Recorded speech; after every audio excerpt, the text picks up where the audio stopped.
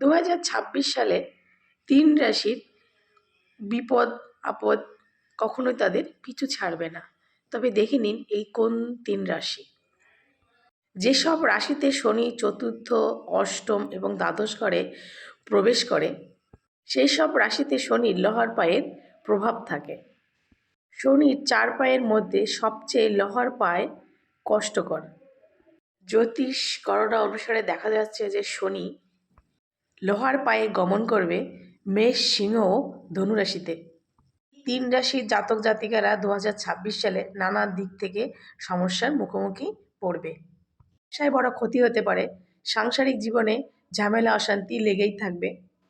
এর সঙ্গে উপার্জনও কমবে, শরীর স্বাস্থ্য ভালো থাকবে না। এই 3 রাশির জাতকরা মানসিক টেনশনে ভুগবেন। দুর্ঘটনার কারণে শারীরিক আঘাতও পেতে পারেন।